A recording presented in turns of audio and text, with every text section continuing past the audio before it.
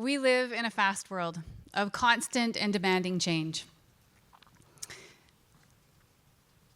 I grew up with a landline phone. This is me at my grandparents' house. I would get into the hall closet and close those wooden doors and take all my personal calls there. Flip forward to my first cell phone. It would stay home during the day, and I would get messages when I got back. That didn't last. Before long, I was texting during the day, and plans changed on the fly. It's just how it went. I was changing with the times. Flip-tops and Blackberries had to as well. They either kept up or they became obsolete. We are moving and changing constantly, and not just because we can, because we have to. I remember a friend telling me about moving when she was 8 months pregnant, and I thought she was crazy. I would never. Until I was 8 months pregnant, and we moved from an apartment to a townhouse. We just made it work. In 2018, I was ready for a career shift, and so I applied for a master's. Little did I know I would be accepted when I was 5 months pregnant on bed rest with our second child, but I was. And whenever I talk about my family, I get emotional. So Gina started this, and it's going to keep going. But we juggled it, and I married a juggler. My husband can make amazing things in small pockets of time. After our daughter's first birthday, the party was done, guests had left, she and I laid down for a well-deserved nap, and we woke up to my husband holding a remote-controlled lawnmower. He'd made it during the nap. So keeping creative and interested is really core to our family life. On my first mat leave, I dug into baby life. We did so much together. Trail walks, birthday parties, beach days, art shows. We did many things. It was lots of work and it was lots of fun. And there was more. I made custom wedding signs. I joined a naturalist group in our local community, led sculpture workshops, all with my baby in tow. And diapers and wipes and microphones and laptops and clay, we all showed up for all the things we did. Zoom forward to last year. I noticed something important about my pace. It was fast, and I was aware of that to some degree, but it was more than fast. I scrolled upon a reel of a woman aggressively cleaning her kitchen counter, and I recognized the pace instantly. I had zoomed through my kitchen like a tornado more times than I could count. And then she said, I realized that I was moving like I was in danger. And that landed hard. I was moving like I was in danger. I was putting myself in danger mode for a clean counter. And this was my get it done mode.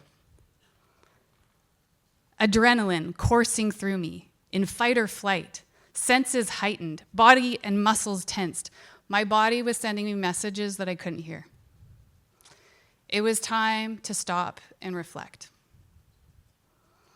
There are times that we need speed. Absolutely. There are real dangers and there are real emergencies. But I was depleting and draining myself for things that weren't worth that type of energy or focus.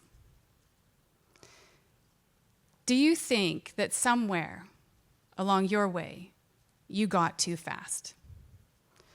Not just busy. Reacting, not responding. Moving without thinking. Faster and faster and faster.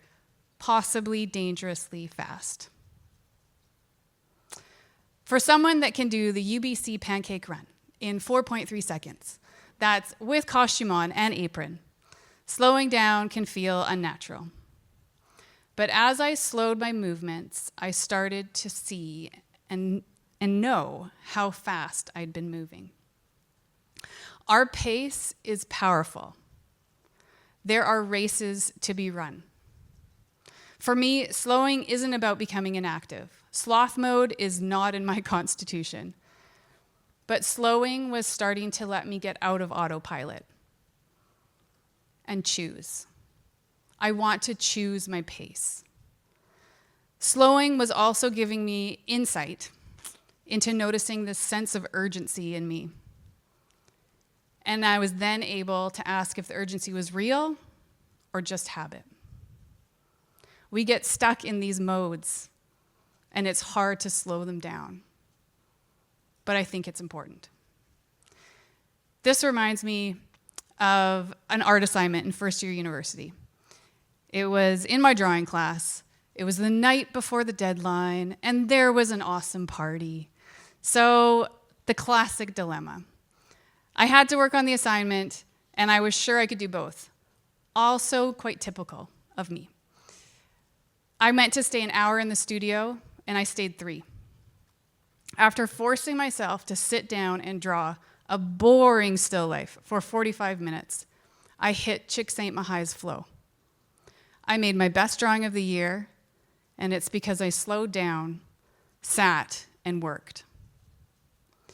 We'll find ourselves on busy streets, running art festivals, probably chasing after my children. We are individual stories, walking and running down shared roads. We need time to pause.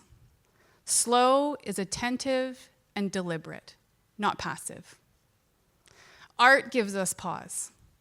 It gives us time to reflect and re-experience our everyday spaces. There are seconds and moments, days, and even years that I don't want to fly by. I want to be present. We can choose what we carry and how we carry it. So from the 8-month pregnant woman, propping boxes on walls so both belly and box can fit upstairs, and the driver inside of all of us. Let's get slow so we can choose fast. Be conscious, be in your body, and own your pace. Thank you.